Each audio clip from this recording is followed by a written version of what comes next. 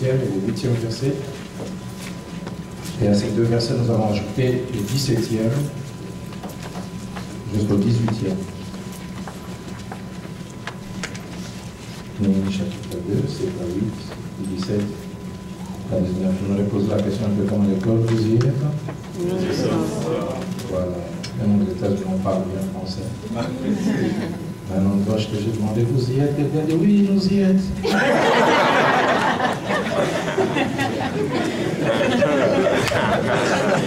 Alors, je me lève et crier, vous y êtes?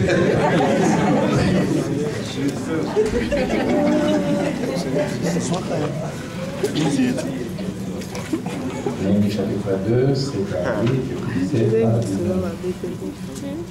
Puis j'ai dit au roi, si les rois les trouvent bons, qu'on me donne des lettres pour les gouverneurs de l'autre côté du fleuve, afin qu'ils me laissent passer et entrer en Juda.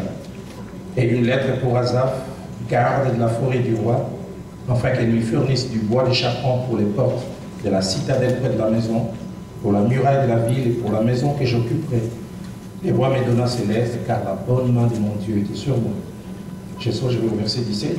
Je leur dis alors, vous voyez le malheureux état où nous sommes. Jérusalem est détruite et ses portes sont consumées par le feu. Venez, rebâtissons la muraille de Jérusalem et nous ne serons plus dans l'opprobre. Et je leur ai raconté comment la bonne main de mon Dieu avait été sur moi et quelles paroles le roi m'avait adressées et dire, lèvons-nous et bâtissons. Et ils se fortifièrent dans cette bonne résolution. Verset 19, Sanballat les Horonite, Tobija les serviteurs ammonites et Geshem l'arabe, en ayant été informés, se moquèrent de nous et nous méprisèrent. Ils dirent, que faites-vous là? Vous révoltez-vous contre le roi? Je disais, quelques minutes, j'aimerais vraiment essayer d'être le plus bref pour ne pas abuser de notre temps à nous, pour partager trois pensées. Ma petite intervention, je l'ai intitulée un duo gagnant. Un duo gagnant parce que tout à l'heure, nous allons voir qu'il y a une victoire, il y a un travail qui est fait, mais il y a deux groupes qui conjuguent l'exaphore. La toute première pensée que je m'aurais retirée de ce texte que nous venons de lire, c'est que prier, c'est notre part, mais l'exaucement, c'est la part de Dieu. La prière, c'est ma part, c'est ta part, c'est notre part. J'aime beaucoup tout jeune converti. J'ai été en contact avec les campus pour Christ. Ils ont appris une technique, ils ont dit l'efficacité dans l'évangélisation consiste simplement à présenter Christ et à laisser les résultats au Saint-Esprit. Ce n'est pas à nous de changer les gens. C'est pour ça que j'aime dire prier, c'est notre part, et l'exaucement, c'est la part de Dieu. C'est lui qui choisit les quand et les comment. Les circonstances vont changer. Il est vrai qu'après avoir prié comme nous l'avons fait, que cette prière faite avec ferveur suscite des attentes légitimes, des attentes tellement fortes que nous pensons que je prie à 10h et c'est à 11h30 que tout va changer. Laisse à Dieu que ça se passe comme ça. Mais des fois, ce n'est pas toujours le cas. J'aime souvent dire, quand je prêche à l'église, là où je suis, je dis, autant nous attendons à Dieu, autant nous devons éviter la doctrine de Naaman. Naaman, c'est quelqu'un qui s'attend à la bénédiction, mais qui la planifie. Je dirais même mieux la schématise. Quand il arrive, on lui dit, va te jeter dans l'eau. Cette fois, il est fâché. Écoutez comment il dit, je me disais que, dites avec moi, je me disais que. Ça, c'est notre problème. Souvent, nous disons que. Je me disais que, quand j'arriverai là, l'homme de Dieu me verra plutôt, et il touchera avec sa main ma partie malade. Donc, il venait, il s'attendait, c'est vrai la guérison, mais il avait déjà dit, et ce qui est bizarre, non seulement qu'on ne les reçoit pas, on lui envoie un assistant. Donc, il se sent méprisé. Seigneur, aide-moi à ne pas être comme Naaman. Que je m'attende à la bénédiction, certes, mais que je laisse la bénédiction venir par les chemins que toi tu dois choisir. Amen. Et je crois que les prières que nous avons faites depuis des années, et même celles-ci, ces prières ne s'envolent pas comme la fumée. Dieu recueille ces prières. Les quand, les comment, la méthodologie pour l'exaucement, ça nous voulons lui laisser. Et l'histoire nous montre beaucoup de choses où les gens se sont attendus à Dieu, mais ils ont laissé les temps. Ils ont laissé Dieu faire quand il a voulu, comme il a voulu. Israël se retrouve sur les chemins, les champs de bataille. Ils sont devant un mur. Et puis 40 jours, personne n'arrive à relever les défis. Sûrement les prières montent. Ils se disent peut-être la solution viendra par un militaire, mais la solution est venue par un cheval non partant, un garçon de course, quelqu'un que son père a envoyé pour aller déposer du pain.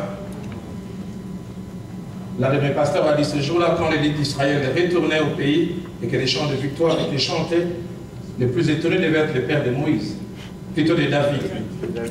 Quand il entendait les gens chanter, Saül a tué ses... Et David a tué ses... Il s'est demandé s'il était quinoa. David aurait pu en gagner.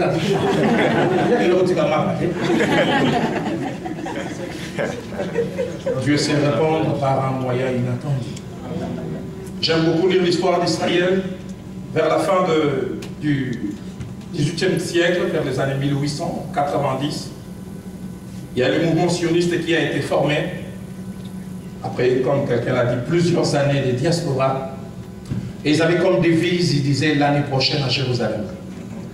Ils s'attendaient à ce que Dieu leur redonne un territoire et ils ont prié. J'ai lu un bouquin, quand je l'ai fini, j'ai senti toute l'émotion. Un monsieur qui était en train de mourir, est dans une phase finale des cancers, il a dit, et pourtant Dieu, tu nous as promis que nous serons en Israël. Et voilà, on me dit, il me reste 6 mois à vivre. Et il est mort sans avoir vu ça.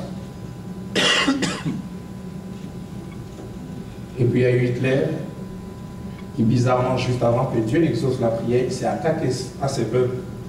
Et puis la Seconde Guerre mondiale finie, une décision prise à l'ONU, on donne une portion de terre.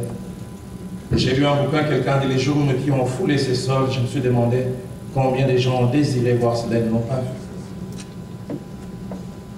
Dieu utilise les méthodes qu'il veut. Amen. Et nous avons pleuré plusieurs années. Nous, peut-être aujourd'hui, surtout vous qui êtes ici, il y a des choses que nous ne ressentons pas. D'autres ont utilisé plusieurs sortes de méthodes. J'ai discuté avec un jeune homme hier, Malcolm, vous dites quoi dans votre anglais ici? Quasiment, il disait la même chose. Mais à une certaine époque, Dieu a suscité quelqu'un, Martin Luther King. Vous avez célébré, je pense, l'évangile. Méthode de Dieu. Et je le crois fortement. Nos prières, du passé, nos prières, du présent, Dieu les exauce. Et il reste quand Néhémie se présente à Jérusalem, et la Bible montre que non seulement il vient, mais il vient entouré de toute une caravane. Il y a du bois, il y a plein de choses. Les gens le voient comme un intrus, mais ce que les gens ne savent pas, c'est l'exaucement de la prière de plusieurs. C'est l'exaucement de la prière de Daniel 9, quand Daniel a prié pour que Dieu se souvienne de son peuple. Quand Daniel priait, Daniel n'avait pas le nom de Néhémie. Daniel a prié simplement. Et vous savez, les jours où Dieu décide de changer les choses, des fois la météo ne l'annonce pas. Et c'est ne sera pas rouge. Les enfants d'Israël ont entendu un bruit, il y a quelqu'un qui est venu. Un Néhémie. Et les choses ont été changées. Donc ça, c'est la première des choses. Notre part, c'est la prière. L'exaucement, c'est la part de Dieu. Mais deuxième chose importante que je retire de ce texte, c'est que 2 groupes ont travaillé. Et un groupe qui vivait en Israël, en Juda, si je peux mieux être concret, et un groupe de l'extérieur. Les groupes de l'extérieur, c'est Néhémie. Et on voit chacun de ces groupes a des caractéristiques différentes. La prise de conscience